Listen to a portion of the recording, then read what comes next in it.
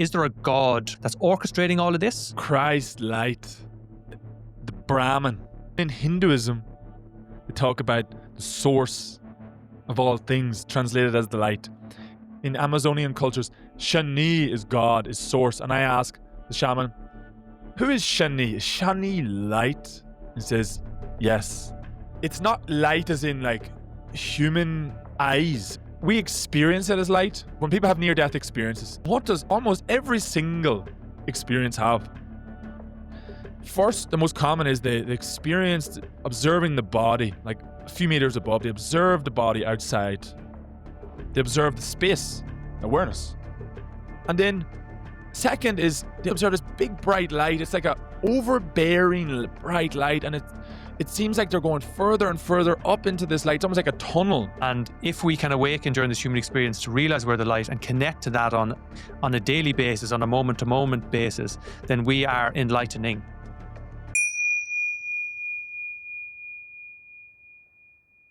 Welcome back to Humankinder. I don't know about you, but I find the whole spiritual world, the whole human experience to be one that is deeply confusing at times. There are so many different aspects to it. There are so many words bandied about. We hear all of these language like God, soul, manifestation. And you hear many stories of people having experiences beyond what words can describe. We hear about having to get out of the mind to really experience reality. We hear that we could never directly experience reality. There are so many contradictory, paradoxical, confusing elements to it. And my guest today is working to clear a lot of that confusion and give people very direct, clear, experiential and intellectual understandings of some of these huge concepts. He himself has had many mystical experiences, but he also comes from a deeply intellectual background and a scientific mind, and so has combined both of those in his soul alignment method. Back for the third time on Humankinder podcast, Myles Traynor has been one of our most listened to guests. And today he goes deep into the nature of God, the nature of what it means to be a soul living on this plane, and to be a human, working through the messiness of human life. There have been a lot of times in my life where I felt lost and confused and wondering, like, what's going on here? Is there actually a bigger purpose? Does God actually care about me? Are we in a universe that's friendly, that's neutral? And is there a plan for me? And if there is a plan for me, then what is it? And I'm so curious to hear your thoughts on that whole question of, does God have a plan, and how would we know? Well, County Cavan in Ireland, it's a great place to go to, and I'd say now of all the places in the world that you could have went, Cian, I think there's no better place than Cavan.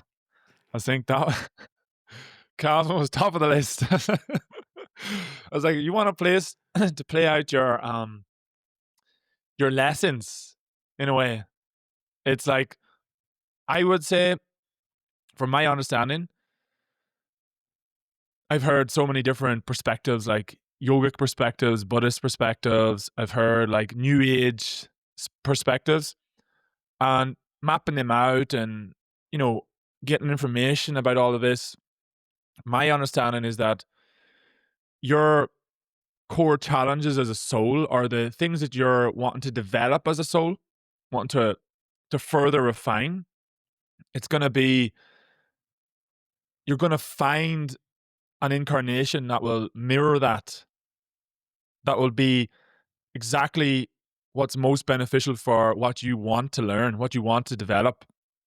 So then you could say your karma on a soul level, which is like your challenges, your resistance, it will have to mirror the trauma that you inherit on a human level, let's say. So karma on the soul level is trauma on the human level.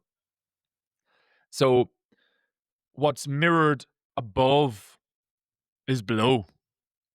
So your soul gifts, what you've inherited as a soul through lifetimes, like what your talents are and what you're strong at, you will also incarnate in a position that will be advantageous for that to come out also. And it's the two together. When you have the core challenges and you have the core gifts, it creates an image and it creates a picture. And so your incarnation would have to match that at a certain level. Otherwise, because it has to be purposeful, it has to be precise, and the universe is precise. Everything is precise. It's actually perfectly designed beyond what our brain could even mathematically design. So the way I see it is that my parents are not in the way of my purpose. My parents are the way. They are the mirrors that are perfect for what I need to see, what I need, what the challenge I need, and what I need to overcome. My parents will mirror them perfectly, because I'm turning that resistance into strength. I'm turning that resistance into art. I'm turning that challenge around. And so my purpose, if you look at what lights me up the most, then the resistance I receive, which is the trauma, which is also just the challenge of being where I'm incarnated, that's perfectly linked to what I'm here to share to the world. And I can map that out in different detail, but that's, I feel, the introductory, my understanding of it. So you're describing there a sort of structured purpose to the universe where you are here as a soul, you're describing as a soul, to learn certain lessons. You incarnate in a certain place that's perfect for you to actually do that. And throughout your life, you get handed opportunities to learn through the trauma that you experience, through your parents, through relationships, through the pain, I guess, to really live what you're supposed to live in this lifetime. And you mentioned sort of multiple lifetimes and souls having multiple lifetimes to do that.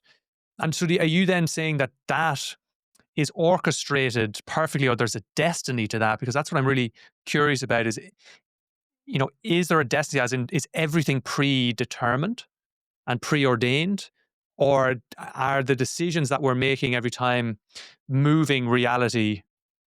And is there even a clash there? Is there a God or a godlike figure or a godlike presence or a godlike essence that's orchestrating all of this? What's your understanding of that structure?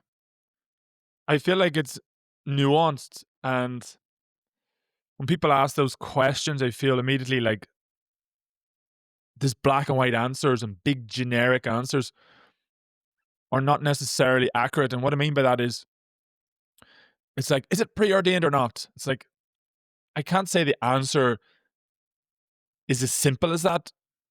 I'll explain that, but it's like, imagine incarnation after incarnation. I'm developing wisdom. I'm learning lessons. I'm gathering skills. I'm refining certain parts of myself. Other parts of myself are less refined. What will that be determined by? It'll be determined by my inner blueprint.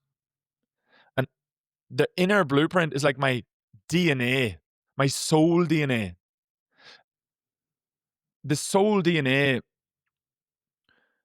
is inherent. It's from the source. So my soul DNA is different to yours. Hence, I'll turn out different to you. What I'm drawn to will be different to you. It's our job to realize it. But at the deep root, we're one, we're from the source. But then slightly outer from that, we're an individual soul. So there's the great soul. And then it individuates. And we become individual parts of that tree. So we are, on one level, we're the same. But on another level, we have a unique DNA because we're a slightly different leaf on the tree. So then when we go into an incarnation, then if we remember, oh, I am the tree, I am light itself, then I can remember my true source, and I can remember my individual soul, and then from there I have context to where I'm coming from in this human experience. And so if I align with what lights me up, it'll be slightly different to you. And so if I realize what I'm challenged by, it'll be slightly different to you. But on a universal perspective, we're going through challenges and we're going through our gifts and we're turning our challenges into art. We're on a purpose. On a generic level, it's the same. But on a specific level, the type of challenge is different to yours. The type of gifts I have is different to yours.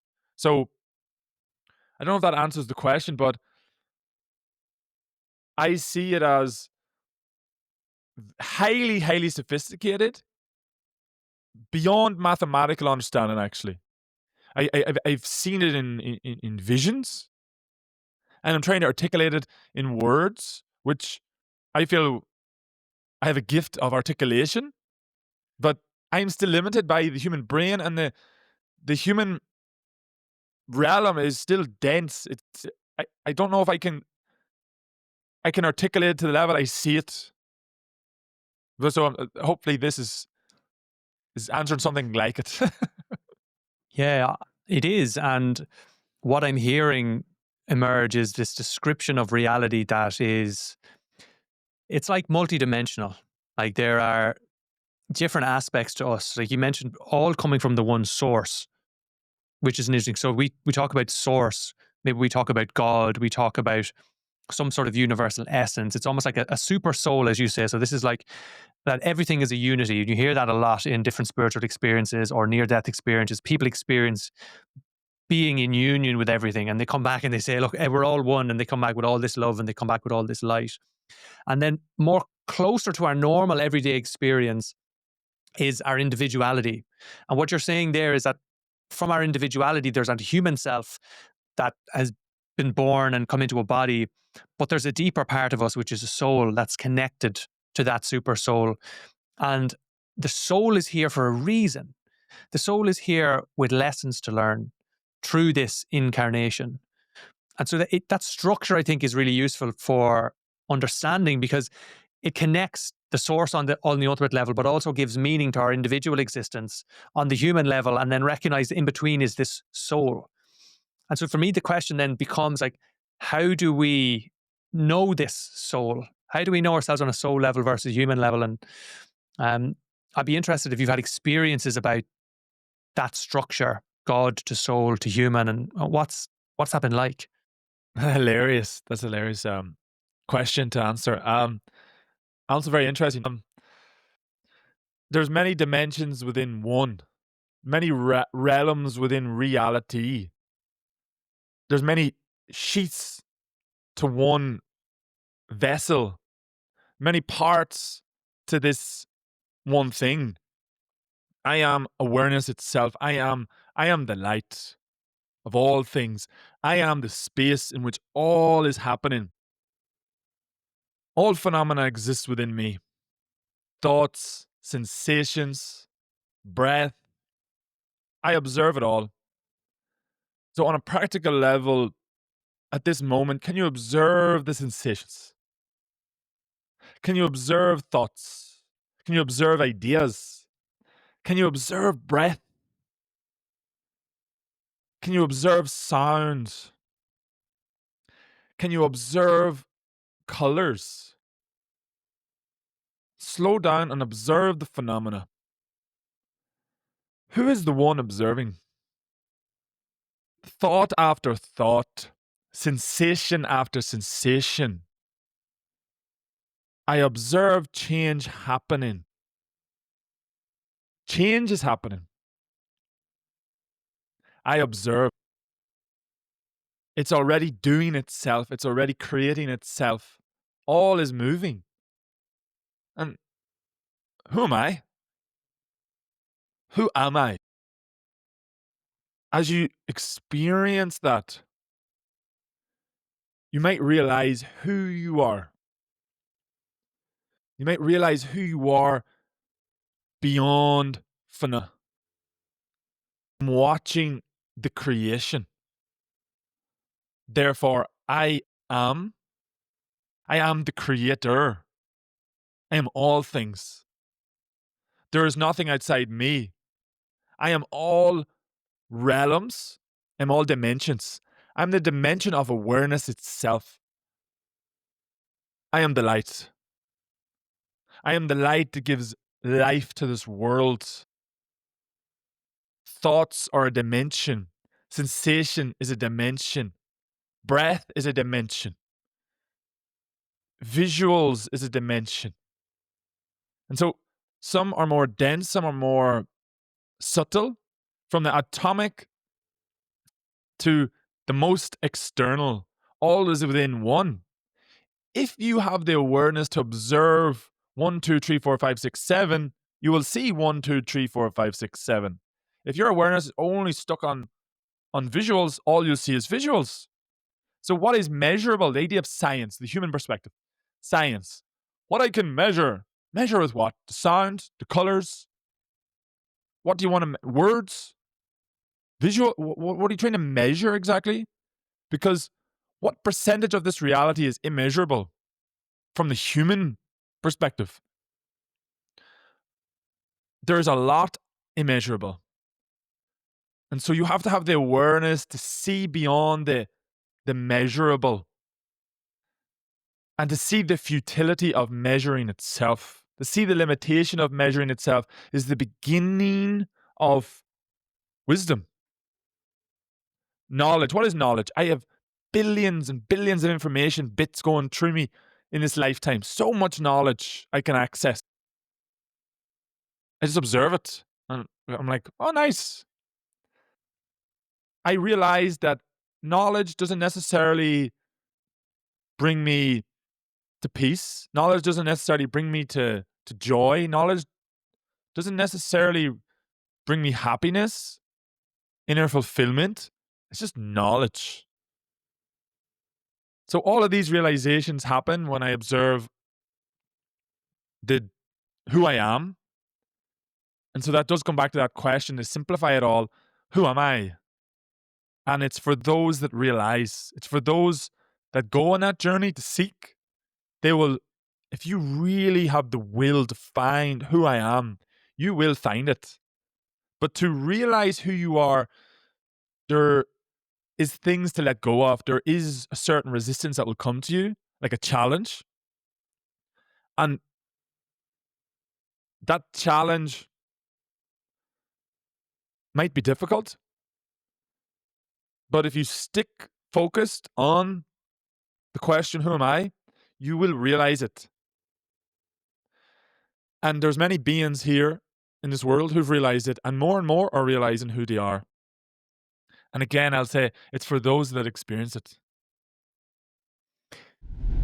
Hello there. We'll get back to the conversation in just a sec. But first I want to share about something that's very close to my heart right now. I've been working with the soul alignment method for the last number of years. And through that work, I've really learned how to uncover my own purpose, the elements of my own unique purpose blueprint, and now to help others do the same. And as part of soul alignment method, the vision is a world where everyone knows who they are, why they are here, and can live it in this lifetime. This allows us to really make decisions that are in our highest alignment around career, around relationships, around lifestyle, location, and around our physical health and all the other areas of our life. I would like to offer to listeners of this podcast a completely free or donation-based initial session for 90 minutes where we go deep and draw out from within the unique elements of your soul's purpose, your purpose blueprint. If this is something that's interesting to you, you can visit my website at www.humankinder.com.au and contact me there, or go to the link tree in the description, which has all the links on my WhatsApp. And I would absolutely love to work with you on this if it feels in alignment. Thank you. And now back to the show. Interesting. And so when you're asking that question, who am I as a human being, right, who's come into this life and you've grown up in a normal way, you've went to school, and maybe something happens that is hard or difficult and you start to get interested in this, you start to ask, who am I?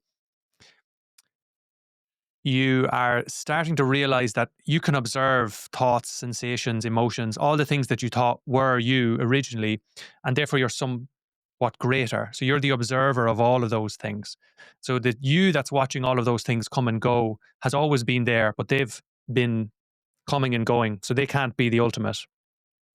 And so would you say that once you've reached that recognition, and from an experience perspective, that you've become more identified with the soul, like the observer of it all, than you are with the human, or you've expanded your sense of identity? And then is there further expansions of identity then to go beyond that and realize you're everything? And I'd be interested to hear you unpack that. Is there levels to this, and what's been your experience there? There's levels to who am I? Is that what you're asking? Yeah, I'm asking, when you realize you're the observer, does it stop there? Because you've also mentioned that you realize you're everything, right? And so if the source is everything and the soul is kind of going through different multiple incarnations and observing the human, when we realize the first stage of who am I and we realize we're the observer, have we realized our soul identity?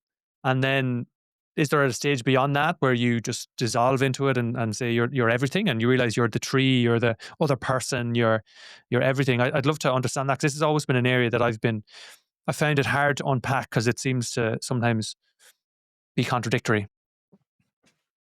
It's a beautiful question. I love this actually discernment and this distinction. I feel this question isn't asked enough. And one of the things I think that is often confused is that this idea of ascension.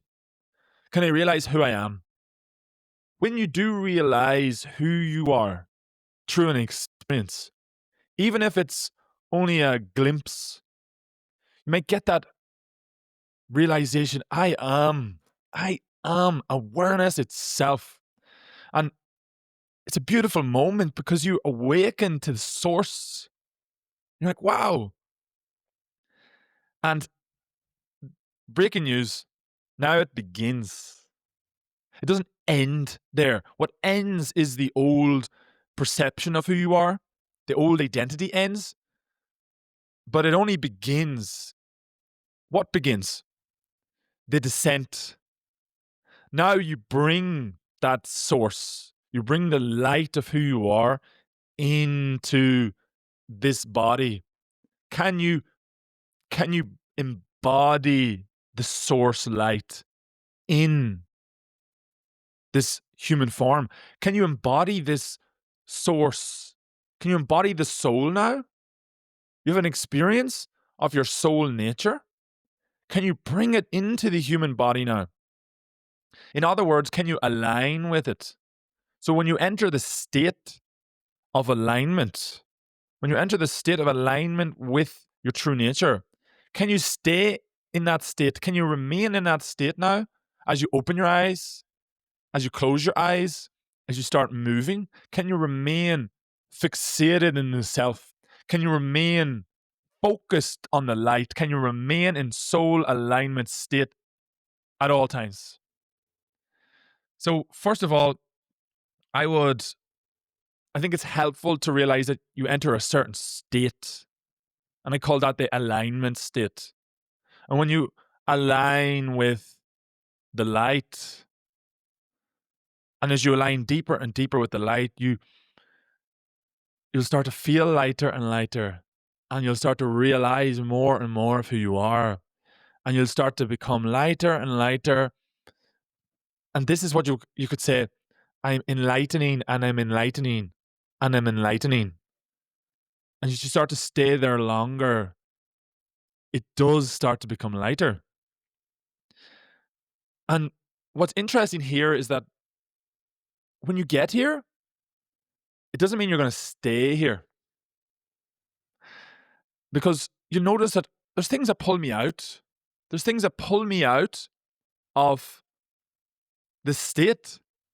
And then you say, what is it that pulls me out of the self? What pulls me out of the center? And that's what we call attachments, or our karma, what we're here to learn. And this is when the design is starting to be understood in a deeper level.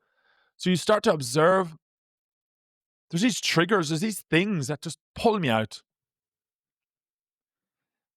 And you start to realize the design, which is that there's things I'm here to learn. I'm not just going to stay in the light all day. That's part of the design. Once I get a glimpse of who I am, now it's like, I want to go back there.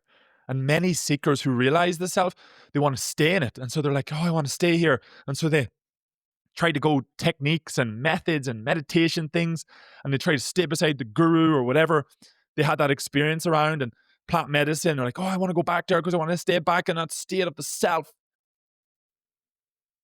And that's beautiful. It's brilliant to have that will. But now, the attachments that pull you out, let's go into that. You might realize that there's limiting beliefs, there's triggers that pull me out. And now we enter the observing of, how do I let go of these heavy thoughts, these attachments? How do I let go of, what is this? And now we start to observe that, oh, I have a programming. There's a programming within this mind that pulls me out. And so now you're observing the brain, the mind for what it is. The mind, you'll have certain thoughts and ideas come to you, and you'll notice some thoughts make me feel heavy. Some thoughts make me feel light. Some visions make me feel heavy. Some visions make me feel lighter. Some sensations come, emotions, pain, that make me feel heavy, and some sensations come that make me feel lighter. And when they're lighter, it's easier to stay in alignment. It's easier to access lighter states of consciousness. And so I observe, as I go towards the light, I might start to feel peace. I might start to feel joy. I might start to feel excitement. I might start to feel these lighter states. And then when I observe, oh, I have heavy thoughts, I might start to notice that behind those thoughts, it's like a frequency of sadness, of anger, apathy. And I start to feel much denser. And so the second layer becomes obvious, which is that I observe that there's lighter states of consciousness now, and there's heavier states of consciousness now. And so my attention can go on the lighter aspect of reality now, or it can go on the heavier aspect of reality now. All exists now. The question is, where is my attention? And so this is the second layer, I could say, of awareness, is that you're the self, that's all things, but then in this human form, you have an intention.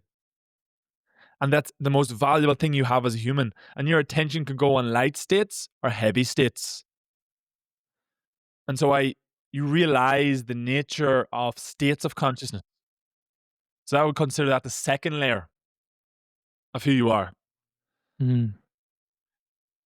Can I, as we unpack this, right, because it's really interesting how this is starting to unpack.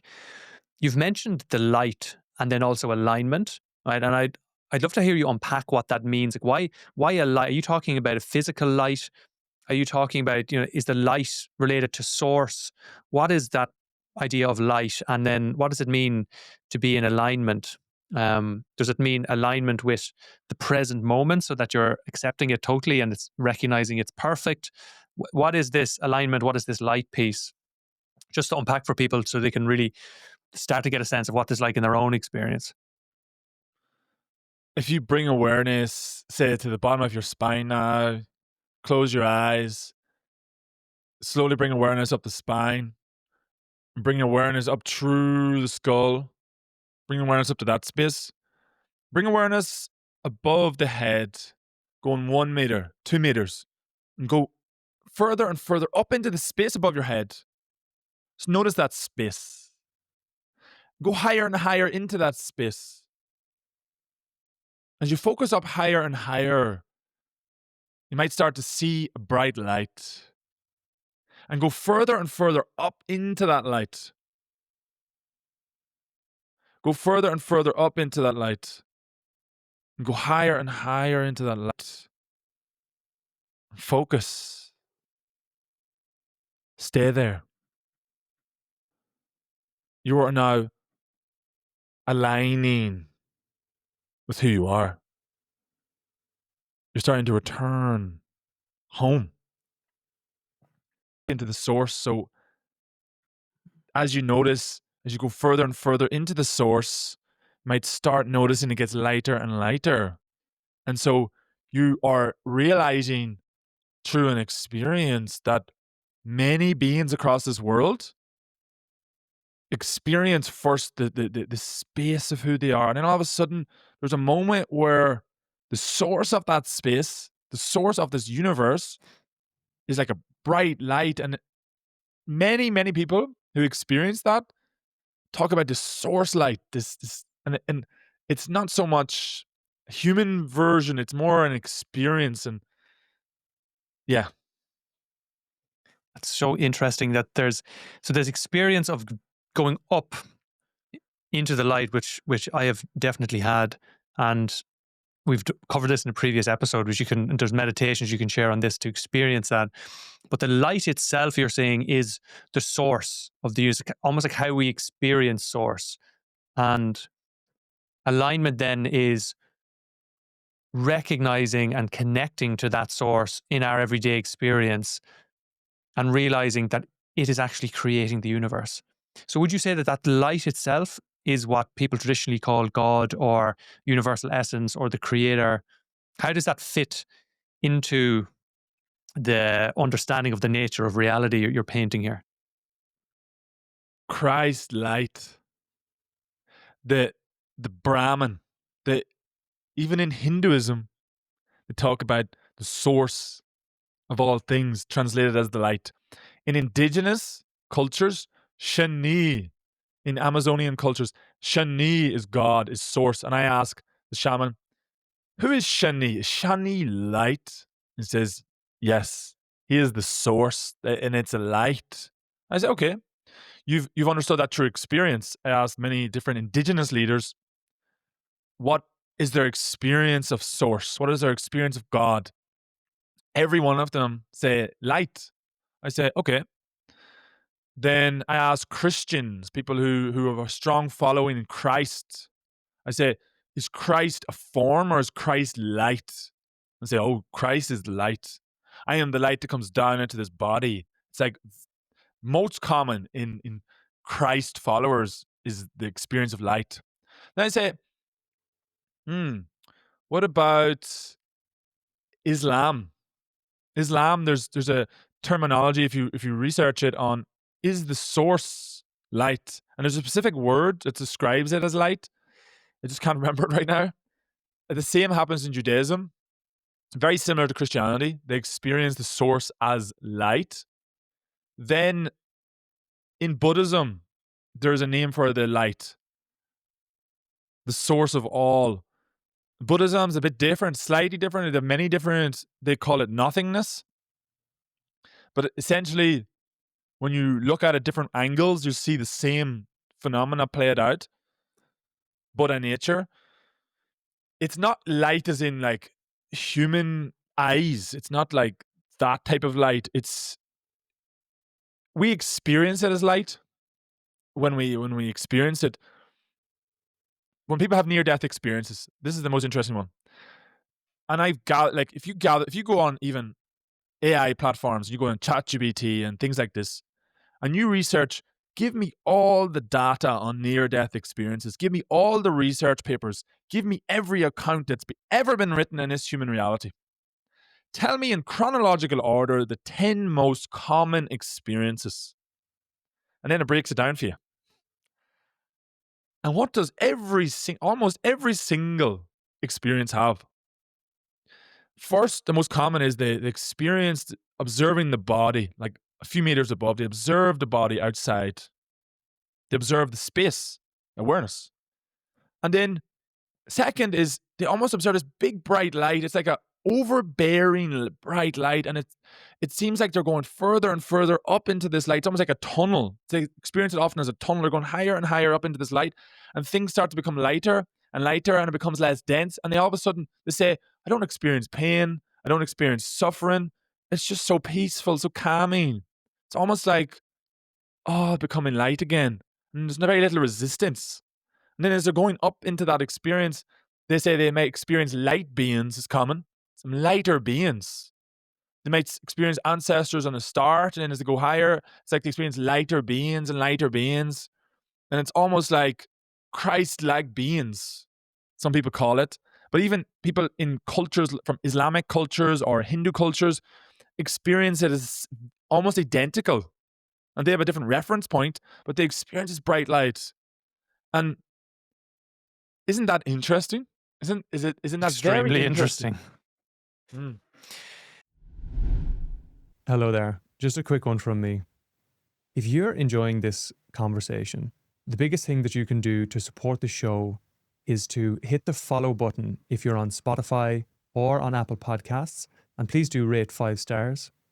And if you're on YouTube, hit the subscribe button and give us a like. All of these things are completely free. They really support our growth, and they also make sure that you get notified of any new content that comes out, so you don't miss a thing. Also, if you're interested, you can follow Humankinder on Instagram at human_kinder, where I'm posting many different clips across different episodes and sharing content along the journey. Thank you very much. I really appreciate your listening. And now back to the show. That is fascinating to me, and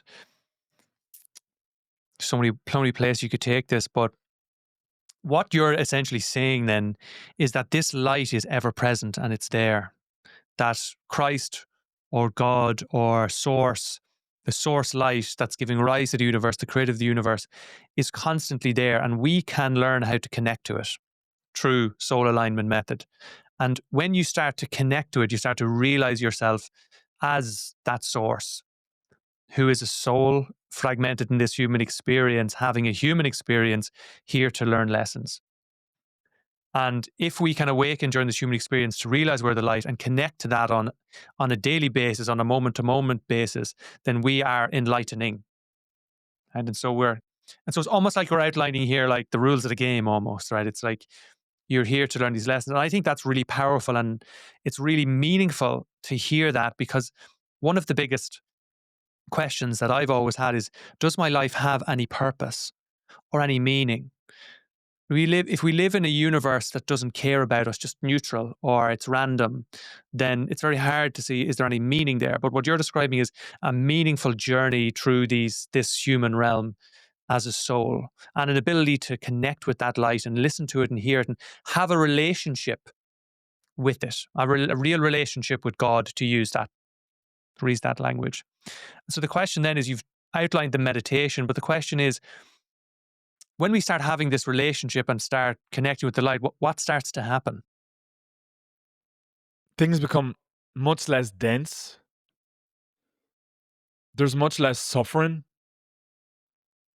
much less resistance, much less heaviness in terms of sensations like emotion, pain.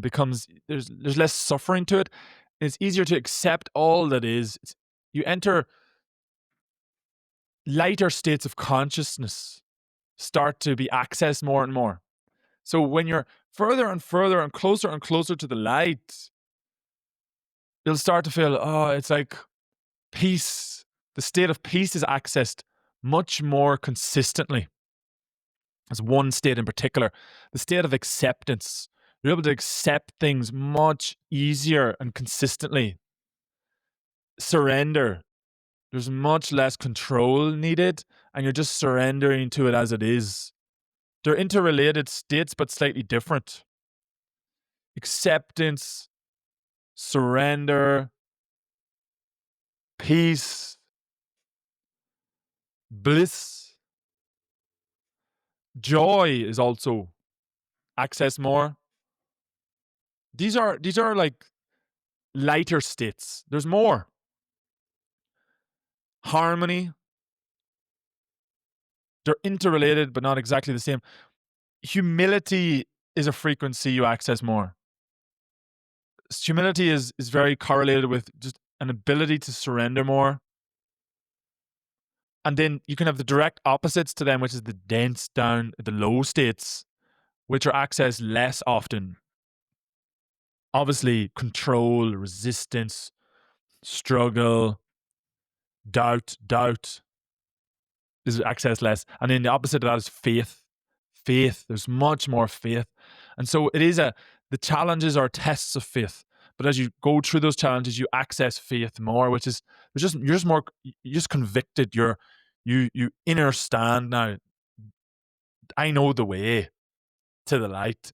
And so every night and every morning, as we do this together, it's like we do this with the soul alignment work, but there's a practice of surrender, and it's a little prayer. And in this moment, can you bring your awareness to the bottom of your spine? Can you bring your awareness slowly up to the top of your spine? Can you bring your awareness up into the space? Can you bring it up into the light? Can you focus on that light? And can you say, in this moment, I choose the light. I'm willing to let go of any thought, any idea. I let it all go for you. I choose you. I let go of any belief in my system as long as I stay in alignment.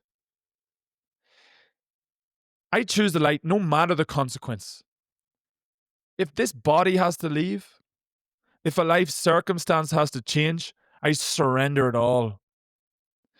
Relationships, physical health, career, financial, whatever circumstance it is, I let it all go for the light.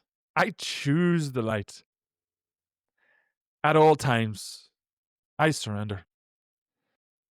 Imagine you were to say that prayer again and again and again, morning and night. You're showing your willingness, and things will change in your reality very quickly. As you start to embody that more, you start to become one that has faith, one that is on the path of alignment. And reality changes a lot with that. I've heard a woman describe this recently at a gathering I was at, and she talks about having a relationship with Jesus, right? And she talks about how Jesus talks to her, tells her to go to places and do things. And so she was on stage one time playing a concert, and Jesus spoke to her and said, leave. And as soon as that happens, she goes. And then a bomb went off at the concert. Or she will ask, like every day, in every way, she'll say, Lord, what do you want me to do? What should I do? And sometimes she'll get a clear answer, sometimes she'll have to wait. But she has organized her life around just intuiting what that light is saying to her and then just following it, just saying, yeah, okay, and doing it. And so there seems to be people who have this relationship and they're intuitively discerning where they should and shouldn't go, not necessarily through logic or making plans the way that I would do, but through listening to something, either that's the light or something deeper inside themselves, and just following that with complete open faith and surrender. And that's a terrifying thing for me to imagine now as someone who's grown up making plans and setting goals, making decisions. And on the other hand, I really want that to be the case because I want to be able to surrender and flow and not worry about the future. But there's a part of me that says you can't do that. And so I'd love you to talk about this whole area of surrendering versus acting, discerning where you should go, having a relationship with God or asking that light to guide you. Can you help us make sense of this whole area? Because there's so many different parts to it and it can be quite confusing. I think it's like the answer earlier, which is that it's helpful to not think of it black and white, because I'm so used to the common answers in the new age spiritual scenes of all these questions. And what I feel is helpful is first not to think of it either or, not to think like that. For example, if I am the self, I am the awareness, then how can I make plans then? Well, on the human perspective, like our mind's trying to predict everything. That's the nature of it. The mind is making plans. Observe how the mind, the brain, makes plans moment to moment. It goes, that's going to happen now, that could happen. It's always making plans. So first, can you observe the planning happening? Whether conscious or not, can you observe it as it is? And now the first step happens. I observe planning. I observe prediction happening. I observe organization happening. So it's always happening and always will, because if you're in the brain, if you're observing the brain, it will always be happening. And so can you accept it for what it is? Can you observe it for what it is? First thing. So when people say, I shouldn't have plans, I say, well, why are you in the human body then?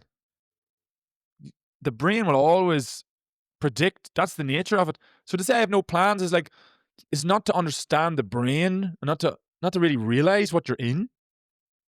So that's the answer to that people who say, oh, we shouldn't have plans. I say, why are you in the human experience? Because it is. It just is. There's nothing bad or good about plans. There's nothing bad or good about expectations. It just is. Now, being attached to what the brain's doing is another thing. And that's where the question, the nuance comes in. It's like, should I be attached to what my brain's predicting? Being attached to what the brain's predicting often can lead to suffering, versus if you can just observe it and say, it's the brain's telling me this is likely to happen. Over time, some of it's accurate and some of it's inaccurate. And so imagine, on a practical level, for example, with the soul alignment method, every month, every new moon cycle, you write down different goals you have for the areas of your life. And so you're doing your best to align and find out what is going to be most helpful for me this month and what am I most inspired to experience and create and learn. And so you write those down in different areas of your life. And at the end of every month cycle, you review it and you observe what manifested, what did not. And then you also observe what was helpful and what was not helpful at all, which intentions weren't actually helpful for me at all. And so some things you manifest were helpful and some things you manifest were not beneficial for you. And the same happens with things that didn't manifest. Some things that didn't manifest is because it's just too early, it's not the right timing. And some things that didn't manifest were not helpful. And so you can just discard it. So this is the nature. You're observing the nature of your own mind's predictions, your own mind's perception. And so every month you do your best to try your best to make accurate goals, to make accurate expectations from a soul aligned place. And it's different between making goals from the soul perspective versus the mind level is different. So that's another nuance here. It's like I can set a goal to say I want to access love more often. That's different to saying I want more power this month over people. A little bit different. So there's different types of goals and they can come from different places. Some goals could come from your soul, from alignment, and they will be goals that will add to your expansion. And some goals come from your mind level, which is not actually what's needed right now. And that's a whole nuance to that. And it takes time to really explain all that stuff. And that's more understood in the soul alignment method and maybe for another day. But from a generic point of view, every month in this soul alignment method, you get to observe the nature of the mind and the limitations of it. And sometimes you realize there's things I didn't predict and they happened this month. There's many things I didn't see coming. And then there's things that manifested beautifully and I never predicted also. And so you just observe the nature of the mind and what you can predict. And after a while, you start to you actually do become more and more accurate in your ability to know what you want, to know your needs every month. But at the same time, you realize that there's a percentage of that is just, you have no idea. And it's just a limitation of the mind and you can accept it. And when you accept it, you start to accept that, yeah, I do set expectations. I do set goals. And I'm practicing in such a way where I don't become attached to them. But there's nothing wrong with setting goals. There's nothing wrong with expectations. And so that's why this black and white thing of have no desires isn't technically accurate, because the brain always has desires moment to moment. The thing is, can I make that lighter and lighter? Can my brain align with what my soul wants more and more? And if the brain's identity aligns with the soul identity more and more throughout this incarnation, you will feel lighter and lighter and it'll feel less struggle because you're aligning with what is, you're aligning with what you're here to do. When your brain is programmed and identifying with things that's not in alignment with your soul, you'll suffer. And so you'll be in attachments. You'll struggle. And so the thing is, it's more about aligning with what your soul wants, and then you'll realize planning and goals. There's nothing heavy about it. It's only heavy if it's not in alignment. So that's why it's really about alignment at the end of the day. Alignment is the key thing to understand all of these concepts. For people who do not really understand the idea of alignment, they'll struggle to understand these concepts such as, do I set goals? Do I have expectations? Is there desires? Should I have relationships? Should I have money? Should I have career things? All that stuff is much easier understood when you understand alignment. And that's the nuance that is not well articulated and not well discerned, I would say, in a lot of spiritual circles, is that concept. People are just black and white things. It's like, oh, you have no desires, have this, and it's all black and white, and it's very separation based and very polarizing, and there's a complete lack of nuance, versus if you zoom out, all is okay. Like, we don't have to be fighting over one or the other, because there is no one or the other. It's all one. So there's two big things that I'm hearing there. Is one is it's okay to create expectations, but it's better if those expectations and those plans come from a sense of alignment with the soul, that they actually emerge from that. And I want to get into how do you actually know if that's happening or not. But the other thing is then to hold those expectations, no matter where they come from, lightly.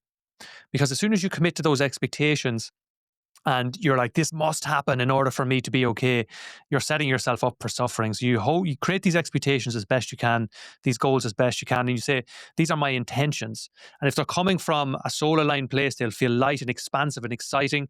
If they're coming from a place of fear, maybe, then they'll feel very clingy and hard, like this must happen and how must happen now. And so once you've understood that, you're much freer. But then it comes to the point then of like, how do you start making decisions on a daily basis? And how do you know that the goals you're setting, the decisions you're making are actually coming from a place of soul and not just from a place of, hey, I've been told that I need to get this or the ego wants this? It's understood moment to moment through experience and through practice. Imagine you were to observe moment to moment your internal experience, such as when you access alignment, when you access acceptance, the state of acceptance. You can accept all things as they are. When you access the state of peace, you can be at peace with all things. And when you're in those lighter states, it's much easier to discern what is true, what is aligned for you. But when you're in denser states of consciousness, apathy and anger, it's much more difficult to discern what's aligned for you. What aligned means is like, there's certain thoughts that are just very, that allow you to access light. There's certain lighter thoughts. Is there things in your life right now that excite you? Is there things in life right now that light you up? Is there things in life? Is there something in your life right now that's meaningful, that you're passionate about? Is there someone in your life that you're looking forward to right now, to meeting? As you focus on those thoughts, notice the vibration you enter as you notice those questions lead you to thoughts about what lights you up the most, what excites you. And so they're expansive, purposeful thoughts in this moment. Now, if I say, notice something in your life you're struggling with, that you're suffering from. Is there something in your life that you find it hard to accept right now? Is there something in your life story that you find hard to fully accept right now, to be at peace with? As I ask those questions, those thoughts, their vibration that they can bring is like suffering, pain, apathy, struggle. They can trigger those states of consciousness. Now, through this experience, you can observe how there's thoughts in this moment that are coming from higher states, and there's thoughts in this moment coming from heavier states. And remember, the layer 2 of the soul alignment method, or let's say this structure we're creating, is that some thoughts are more aligned with the light and some thoughts are less aligned. Your attention is the key. The more attention you put on what lights you up the most, the more you can start to think from those places. The more you start to access those states, the more you start to think from those places and start to create from those places. And so the more you enter the heavy states, the more you start to think and create and act from those places. And so when it comes to goal setting, one of the key things is to train yourself to access lighter states of consciousness. Over time, you start to identify more with thoughts from those places, and so your identity starts to become lighter. And so your identity will reflect the states that you spend time in. And so that would be one of the keys to start to become more accurate and become less attached, is to access lighter states. And then what about the experience of this in the body, right? Because you hear a lot about gut instinct or following your heart. Are you feeling it in terms of what expands your heart and kind of what expands your gut or contracts? Like, for people who are trying to make decisions on a daily basis and they want to get into this intuition and way of being, how can they know that they're doing it well and they're actually hearing their soul? And what do they experience when it's going well? I can actually only give this a simple answer right now. If it makes you feel lighter, if it lights you up, if it expands you, if it makes you, if it's going towards giving you more peace, more inner satisfaction, more harmony, if it's triggering those states, then usually that's more aligned. And in the opposites of them, if it's bringing you into apathy, into heavier states, then usually it's not so beneficial and healthy. Now, there's a more nuance to that, but that's a simple generic answer that I think that's the most helpful thing I could say right now. And to practice that, that's what's in the soul alignment method. It's like the art of discernment.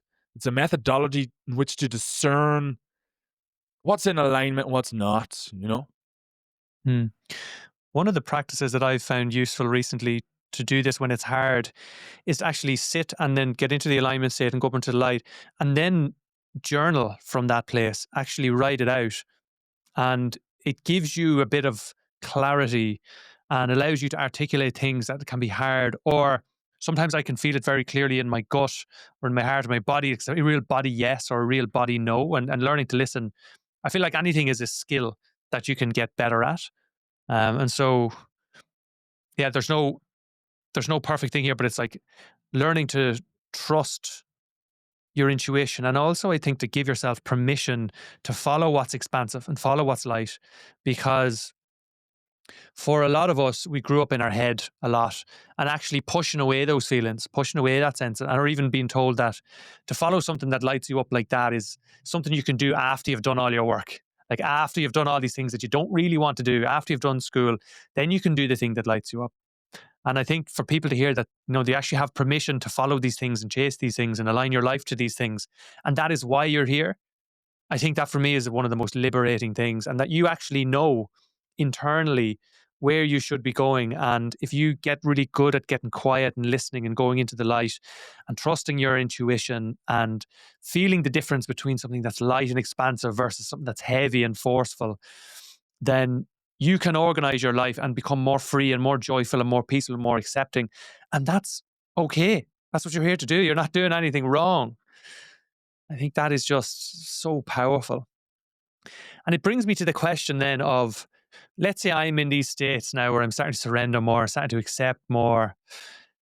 But there are things that I want to bring into reality now. I'm thinking, right, okay, I've now started to do this podcast because it lights me up and I love it. And I would really like for this to reach people. I'd really like for this to have great experiences in my life and for it to be a meaningful part of the world. And I've heard a lot about manifesting these things, and you can pull things into your reality. You can really make things happen. Whatever you want, you can manifest. And so how does manifestation fit into this? And can you unpack for people what that actually means? And for I was always very cynical and skeptical about this whole area. Manifestation is like so. The word is used a lot and it's talked about so often that there's so much confusion around it. I see how I define manifestation as very different, very distinct, and it's very interesting. My goal is to make manifestation crystal clear for people. So there's absolutely no confusion and absolutely no, like, nothing complicated about it. And first is to remember that to understand something, to really get it, is that you can make it simple. Because if you can't make it simple, it means you probably don't understand it. So that's the first thing about anything. So if manifestation is complicated, it means you don't understand it. And if someone's teaching it and they're complicated about it, probably means they don't understand it also. And that's the harsh, sobering reality of many things in life. And when I don't understand something, I'm not making it simple. And so that's the funny thing. And when it comes to manifestation, I feel not many people ask this question, but who is the manifester? Who is the manifester? And can you observe who is manifesting? First step, before I worry about what is manifesting, who is the manifester? And when you can observe manifestation as it is, observe the thoughts, observe the sensations, you observe manifestation. You observe how reality is manifesting. First essential step for anyone in this universe to understand manifestation is first, let's go to the source. Let's realize the source of manifestation. You're trying to say, oh, I'm trying to get a grasp of manifestation. I say, if you cannot observe it, how are you going to get a grasp of it? It's like, how it's talked about is like, we're talking about the fifth layer versus the first layer. First layer is essential to get it, to make it simple. So then when you observe manifestation happening, then you observe, oh, some thoughts that are being created are light. Some thoughts that are being created are heavy. Some actions are coming from these lighter states. Some actions are coming from heavier states. Then you start to realize that the programming that I have, let's say, in my brain, in my body, the programming in my nervous system, it will mirror outwards. So some of that identity that I have is light and it's aligned with my soul. And so that's mirrored in the physical, in the third dimension. And some of my identity, some of my beliefs, what I'm identified with, is heavy and it's not aligned with my soul. And then that's going to be mirrored outwards. So overall, my whole identity is being mirrored now. And it's the third dimension, the physical reality, is mirroring the fourth dimension, fifth dimension, and so back to the source. And so everything is a mirror now. Everything's a mirror to my own consciousness. Everyone is me pushed outwards. All is me. And so I observe the third dimension, the physical, as a reflection of my own consciousness. And so nothing is separate to me. That's like essential to understand. That is the idea of Christ. I take you as me. And so in my meditations, I bring people in journeys of compassion, to see the different mirrors, to see different people within your reality, to see all parts of you. And it's difficult, but you really start to see the nature of manifestation. So then when the question comes, like, how do I manifest from a lighter place?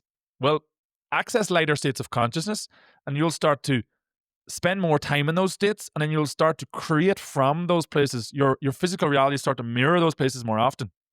If your attention goes more into heavier states, and if you have more limiting beliefs within your system, you will have more of your physical reality coming from a heavier place. So your body can have more disharmony, more stress, and that's reflecting something that's in disharmony within. The same with your relationships. Conflict in relationships is conflict within. And so all is a mirror. So ultimately, in a simple way, the more that you're in alignment, the more harmony there is in your physical reality, the more acceptant you are of all that is. The less you're in alignment with your soul's blueprint, the more disharmony you're in. And so when you're in alignment, what happens? You're just at peace. You're more at peace with what is. And so that I perceive that to be a much more accurate understanding to what is manifestation and what's the goal, actually. Because if I said to you, can you spend more time in the state of peace, more time in the state of harmony, more time in the state of acceptance? Imagine as you spend more time in those states, what would manifest? The manifestation would feel like it's so much lighter. And so all of a sudden now it's more purposeful. Because it's more towards the light, it's more purposeful. If you're focusing on heavy states, then you're manifesting from those places and it's less purposeful. It's more apathetic, your reality. And so the people that are not struggling with purpose, it just means that they're spending more time in heavier states and ultimately they're less in alignment with what they're here to do. The people who are more in alignment with what they're here to do, their career starts to feel meaningful. They start to experience the physical reality as more meaningful because they're closer to the light. And so all is purposeful.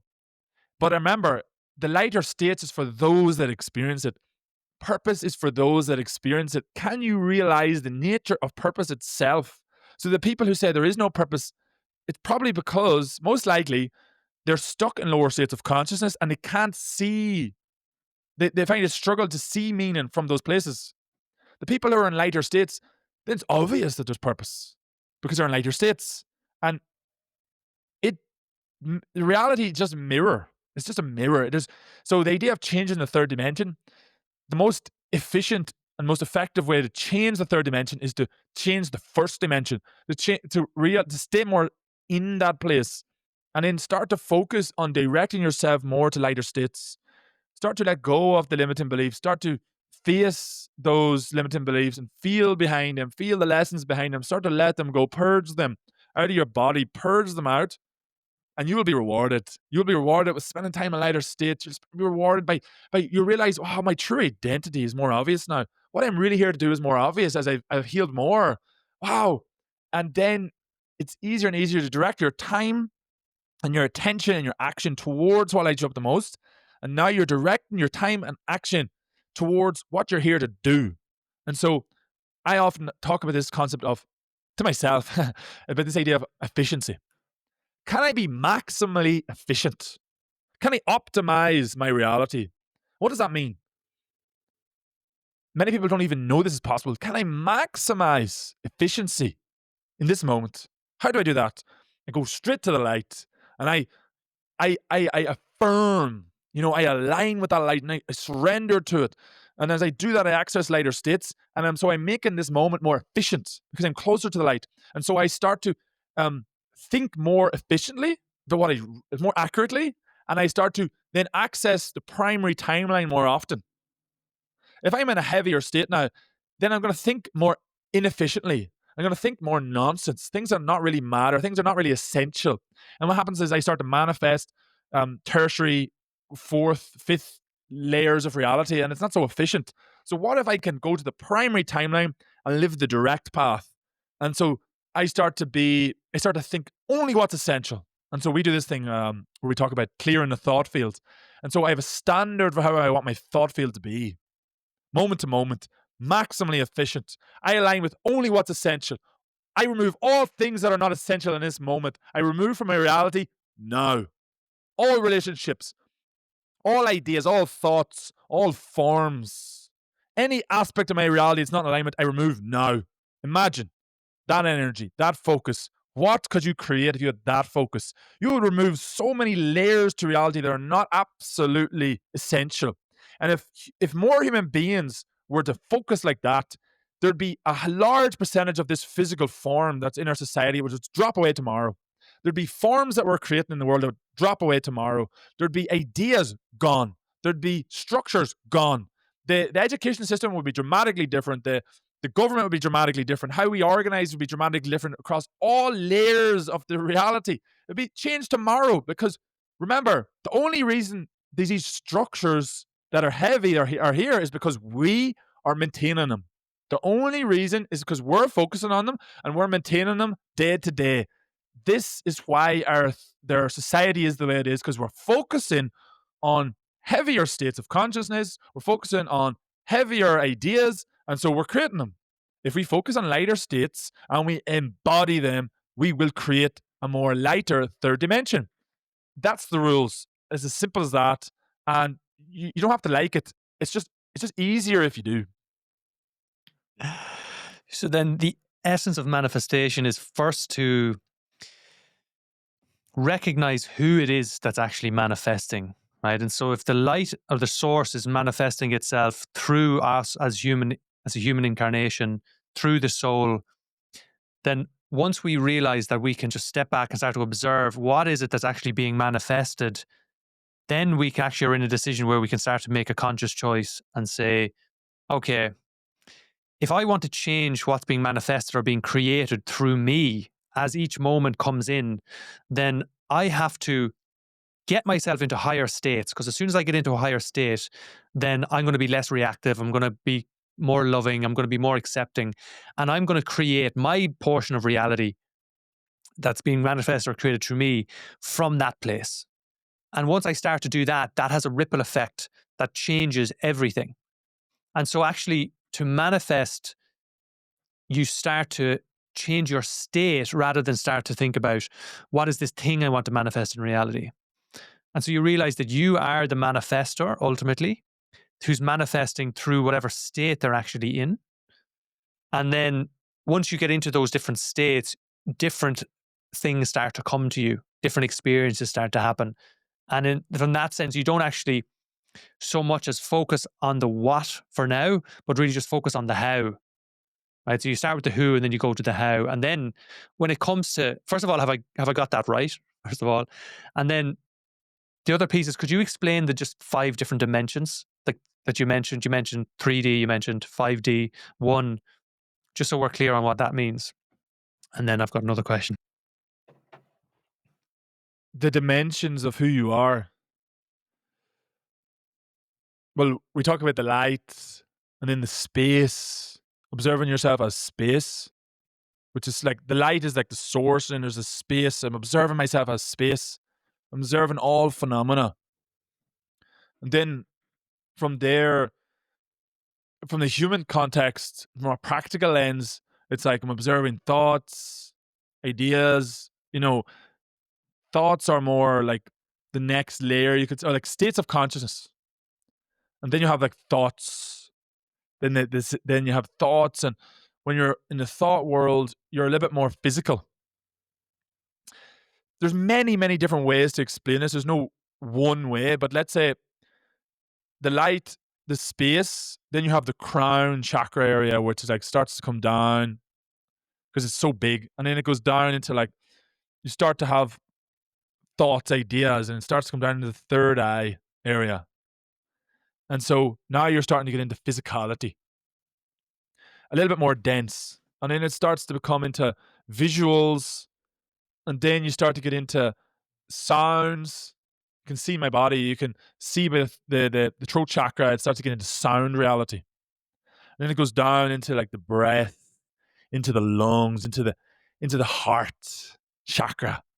And then you start to get down into the solar plexus, start to get into digestion and fire, and it goes all the way down the water and then down into earth. And so you become more dense. And you're observing the realms within yourself through the chakra idea. And then there's different ways to measure this. You can do physics way of doing this. You can then talk about the sheaths in yoga. Many ways to talk about these dimensions. So again, observing it and experiencing it is going to be helpful. And then I tend to use the understanding of light, space, and then you have like thoughts. And then from the thoughts you have your actions. And then from the actions you have like outer, let's say. So I explain this different ways, different times. But I would say that maybe to simplify it in a different way, it would just be that as you change your identity your identity is reflected outwards. So as you're making your identity within more lighter, then it will your nervous system will be different. You'll embody something different, and then when you embody something different, then the physical reflects that. So for me, what you're ultimately identified with, and on a body level, is what's manifested. So your mind thinks, and your body believes. So what you actually believe will be reflected outwards. And so if some parts of what you're thinking now might be light and conscious, but you haven't embodied that yet. And that means it won't reflect in the physical yet. For example, if you want to embody a state of peace, then that means that all the parts of you that's in inner conflict will be brought to the surface to be processed and to be understood. When that is understood to a certain level, then peace will be accessed. It'll be embodied. And so your will to identify with peace must be greater than your will to identify with conflict. And when your will is greater than the resistance, when your will to go to peace is greater than the resistance, you will embody peace. When your will is greater to embody the light than it is to the shadow, you will embody light. And so the will to go to lighter states and to lighter things, to go to purpose, must be greater than your previous program. It must be greater than the resistance. When it's just simple mathematics. When the will is greater, you will embody it, and it will show up in the third dimension. So this is the interesting thing. It's like the collective. If the collective's will is to get that thing, the lighter thing, is greater than the will to go in the old pattern, it will get it. And so it actually comes down to our will. People say, oh, it's not there yet. It's because our will's not strong enough. And sometimes that's the sobering truth. And so, in essence, then, if I want to change my life, if I want to change my reality, I need to first just change the state that I'm in. I don't worry so much about changing things in the external reality yet. I just focus on, can I actually train myself to be in a state of love?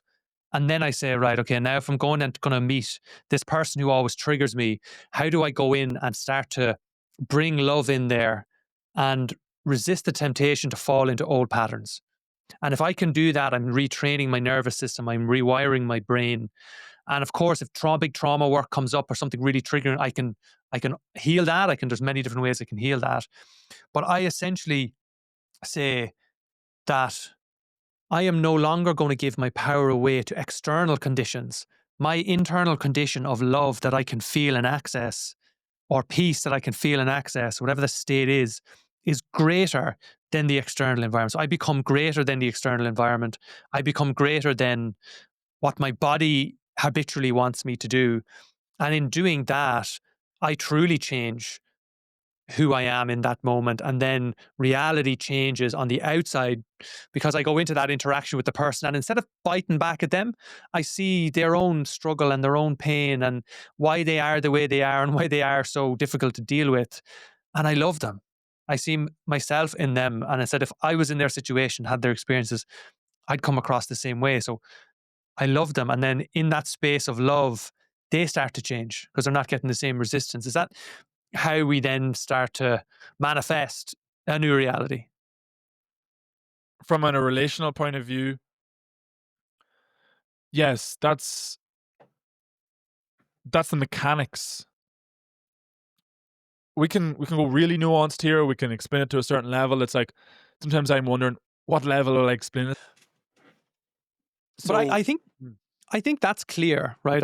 Yeah. What I would want to know is then, what about events? What about if I want to let's say I have a dream of speaking at TEDx, right? That was a dream. One of my friends said that to me recently. Want to be a TEDx speaker. Can I get into a state where I experience myself as if I have already spoken at TEDx and I feel the feeling of what that would be like, and I feel that now, and I get a really clear intention to bring that event in? Can I actually affect reality and pull that to me? Is that a power that I have? That's possible. I will say that when I talked earlier about setting intentions, at the start of every month and then reviewing it at the end of every month. That's a practice of observing how you can have expectations and intentions, and that could be feeling so aligned at the start of the month. And then at the end, you review how it went. Some things will manifest and some things will not. You'll start to observe the nature of manifestation. At 6 months, you set the intention for the TEDx talk. At the end of the 6 months, so for some people that could manifest. And then when you observe that and review it, you go, I did that TEDx talk, but it didn't light me up very much. It actually felt like it didn't really add to my experience too much. It wasn't very purposeful. So you manifested it, but it wasn't very purposeful. While another person, they manifested it, and I was like, oh, that's very purposeful. So it was great. Some people won't manifest it, and then they'll be like, oh, I still feel that's aligned for me, but it's probably for a later date. Then there's some people that won't manifest it and then realize I don't really want, that's not really what I truly want. And so then they'll let it go. And so there's kind of, you could say, that's a scenario of manifestation there. That's like this blueprint applied to something like that. So does that answer the question? Yeah, it does. It's an interesting one because on the one hand, you're really wanting something to come into place and you have a dream, and yet we need to hold those expectations lightly and get into the state of, hey, I'm going to accept whatever happens. If the light brings me that, if life brings me that, I accept.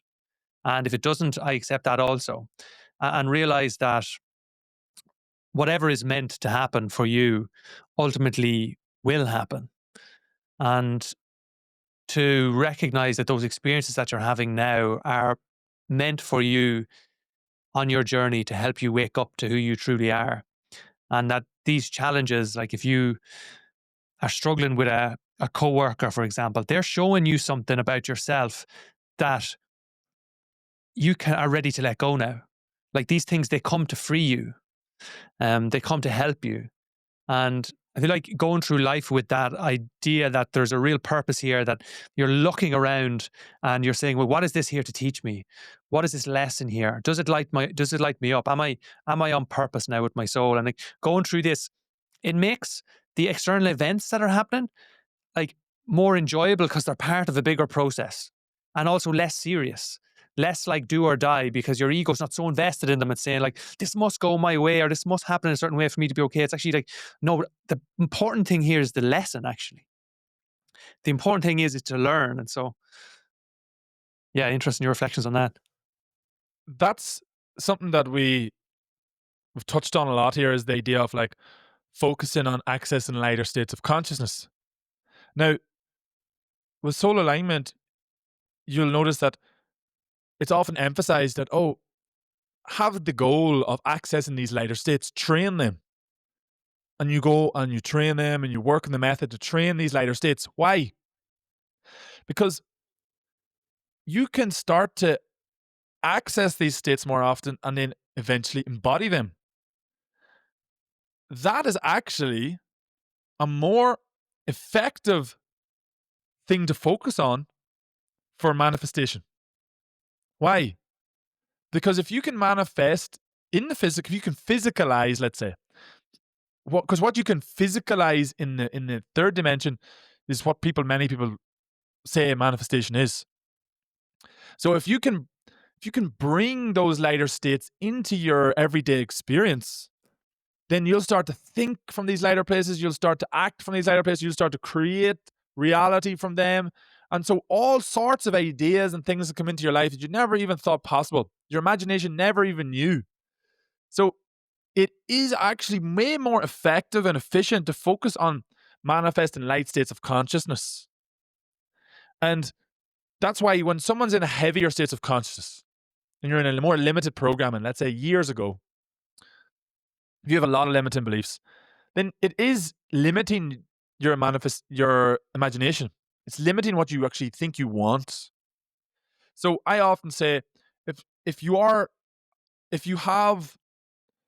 struggling with a lot of limiting beliefs and suffering from things, pain, instead of saying, I want to manifest all these goals, sometimes it's better to be like, let's just become lighter.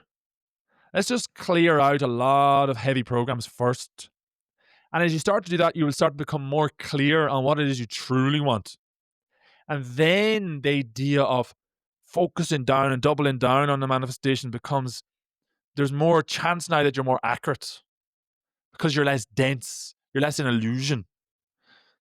I would say that inaccurate expectations are a big issue when it comes to the manifestation world, because someone who has a lot of limiting beliefs and a lot of trauma, they're more likely to have inaccurate expectations, or what you call false light. They have these ideas of what they want, but then upon reflection and upon challenge, it's not really what they want. And so the goal isn't necessarily to manifest everything you want at the beginning, because then you'll manifest lots of things that'll probably not be beneficial for you and might take you off track. Better to clear out your heaviness and to clear out as much limitation as possible. And then there's a higher statistical chance that you're more accurate with what you truly want. And then when you start manifesting, it'll become more beneficial to your experience. So I would say that manifestation is what it is, and it reflects back your own clarity, really. It reflects back how clear you are on knowing yourself.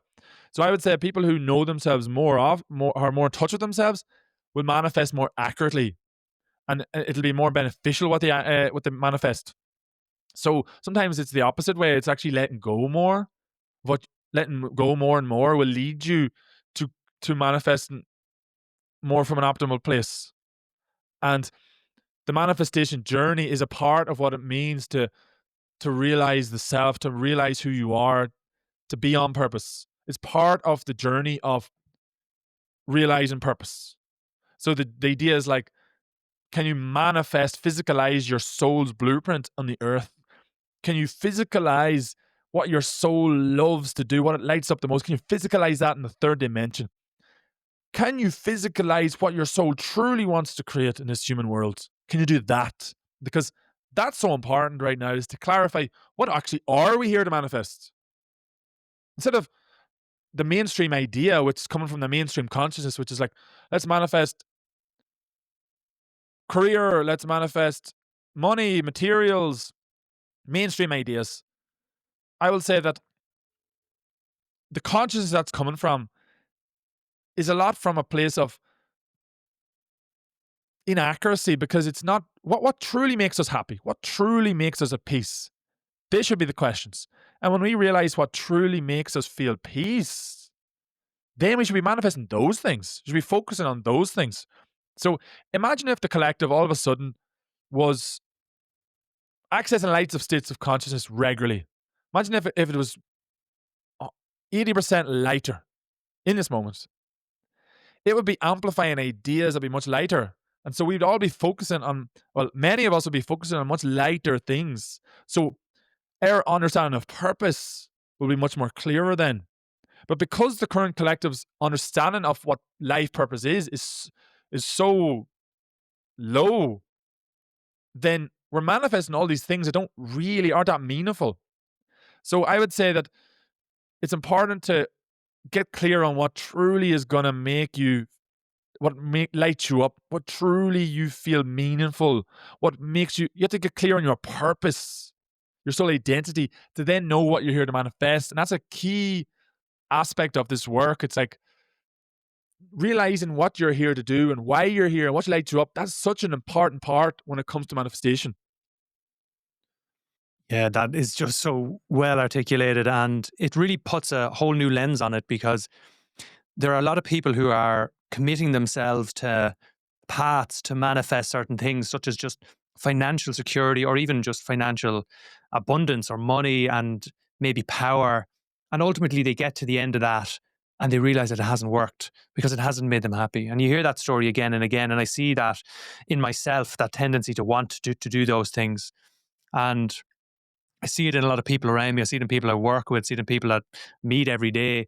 And ultimately, it's just creating more stress in the system and a sense of meaninglessness. And so manifestation is cool but has to be from a place of soul's purpose, and recognizing, to bring us back to the start of this conversation, that the light is coming down into this experience and is manifesting as us, as souls, and that this soul is here to learn certain lessons and give certain gifts to the world. And if our energy goes into really trying to listen and really trying to understand those and then bring them into the world, then that's a recipe for purpose. It's a recipe for happiness. It's a recipe for peace and a joy that happens, that's not so tied to external circumstances having to be a certain way. It's like, I can be happy now. I can be joyful now just because I'm here as a soul in this experience. And so that, for me, that's a deeply hopeful message and a beautiful message. And it helps people to really start to go inside and start to discern, well, what do I want to create in this world? And kind of let go of the old things that I thought were going to make me happy and really start to tune in and say, what feels light? What feels light, and how can I stay there and then see what comes? Is there anything you'd like to say at the end to wrap this up and even point people to where they can go to learn a bit more about this or practice some of this? I would summarize the manifestation topic as in, we touched on who is manifester? What is manifestation? What does it mean to manifest? Can I discern where my manifestations are coming from? Can I make it lighter and lighter? Can I manifest what I truly desire? And can I manifest less of what I don't really want? And so that's why soul alignment is so essential to the process of manifesting optimally. And that's why it's distinct to very other types of manifestation knowledge out there, is that other manifestation knowledge doesn't talk about discernment much. It doesn't talk about the idea of aligning with your true self. It doesn't talk about the idea of aligning with your true blueprint. It doesn't talk about purpose, really. It just talks about manifesting. So there's people who can magnetize things into their life and their reality. And I say, do you feel at peace? They're like, no. Do you feel deep down that you feel just at harmony with all things? No. Do you feel satisfied inside? No. Do you feel happy? No. And I say, what is it for then? What is all that form for? What is all the form for? All that stuff. What is it for? If you don't have alignment, then what do you have? If you don't have meaning, then what do you have? If it's not aligned, then what is it? It's not aligned. Simple. And so you're either in alignment or you're not. You're either in peace or you're not. You're either acceptant of this life or you're not. You're either in harmony or you're not. And so it is. Simple and clear. And so this is a message to all those beings in this earth that are manifesting all types of things, whether finance, top or bottom, whether status, top or bottom, whether power, societal power, top or bottom, whether physical health, top or bottom, whether relationship, marriages and children and all the form. It's form. But the question is, where is it coming from? What is your inner experience? Isn't that more essential? Isn't that not the point?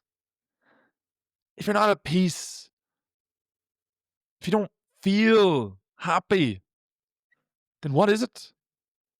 It's form. And are you really here incarnated after all these times just to focus on form? Or can you remember there's something far greater than just form? And when you remember that, you go, oh yeah, that's what I bothered training for all this time. That's what I bothered preparing for, incarnation after incarnation. I remember now. Thank you for the reminder, because I was going down a path of just focusing on form all the time. And if I'm focusing on form all the time, then I'm going to be suffering. I'm going to be miserable more and more consistently. You're going to access states of suffering and resistance more and more often. You're going to access states of conflict more and more often. It's a choice. Which path do you want to go on? And so remember, the beauty of being aware is for those that experience it. The beauty of purpose is for those that experience it. it's really understood. And so I imagine many people listen to this are here for a reason, and they're listening to this for a reason, and most likely they've choosing, yeah, I'm going to go for alignment. I want to find out what's aligned for me. That's the path. That's the way. So if you want to find more about that, then I have a method called the Soul Alignment Method, and it is accessed through the website www.thesoulalignmentmethod.com, or my Instagram is Myles of Magic, and it's a YMYLES. And then on that, there's a link tree, and it links everything that I do. And also, Kane here is also helping me out with this soul alignment method also. So you can contact him as well about this work. And so that's it, Kane. That's all I can share right now. The other place I would the other place I would point people is to, you have a catalog of meditations which you can use, you listen to them, and there are transmissions of these various states. And one of the big takeaways I'm taking from this session is that if you can train the state and hold the state and then go about your life in the world, you then start to attract and create from that state. And so actually the practice of training the state independent of the condition is so powerful, because we have been conditioned in our lives to only trigger states whenever something happens in the external. So something good happens to me, I feel at peace. I feel accepting of reality. And actually the biggest step is to then start to actually train those states independent of any condition. And I think your meditations, your recordings are really powerful for doing that. So where would you point people? We'll link them in the show notes. Where would you point people for that? Yeah, Audius platform, AUDIUS. Audius is a app and a website, and then my name on it is Inner Constellations, and that's the name of my account. And there's right now, I think there's 42 meditations, and basically they're guided journeys into specific states of consciousness. For example, peace frequency, harmony, love, acceptance. There's journeys from inner conflict to peace. There's journeys from low self-worth to self-worth itself. There's journeys from the inner war to inner peace. There's all types of journeys on it. And by experiencing them meditations, you'll start to, I feel like many benefits will happen. You'll start to access those states. And yes, Kane, I would say that that's a beautiful thing to end on, is that there is something evolving from this type of work. And it's that all states of consciousness are accessible now. If you so choose, focus on something. Light. If you so choose, focus on more purposeful states. If you so choose, it's up to you, my friend. You choose. You choose where you want to create from. You choose where you want to physicalize from. You decide. It's up to you. It's for you to enjoy. And that's what it is. It's like this type of distinction and teaching, it's unbelievable to me, but it is very different. Very, very different. Like, we'll be going to India soon, and I'll be visiting Sri Ramana Maharaji and Neem Karoli Baba and all these kind of masters of the past. And all these different masters I'll be going to visit in Japan. I'll be visiting like Buddhist places and Zen and samurai and all sorts of traditions. And I'm all the time going to different spiritual traditions. And these ideas that we're sharing in this podcast, they're not often talked about, very difficult to hear about. Although when I do experience the masters in the silence, there is the understanding. These things are understood. They might not be articulated by them, but they're understood. Simple. I resonate a lot with, for example, the Tao or these kind of traditions. It's like, it's simple. And that's why I often say it's simple and clear. And so this method is like, it's breaking down all these other nuances and aspects so that it can be simple, so that you can just understand it. You can explore all the realms, which is a lot of what the West wants to do. It wants to understand every nuance and detail. so that you eventually surrender all that curiosity back to what actually really matters, which is now the attention. Focus on peace, focus on the light. All will be okay. Ah, so good. Yes. Surrender to the Tao and hold the center means practice the frequency of surrender and be there, stay there. And that's freedom. That's freedom. Freedom is recognizing that all states are available now and that we can access them because we're conscious beings and we're conscious creators and we're souls in this incarnation. And we are all of them. And our intention and our attention really matters. If we can earn the ability to be there, we can be there. So that is my wish and my blessing for myself, for you, and for everyone on this journey, is that they can know the bliss of that.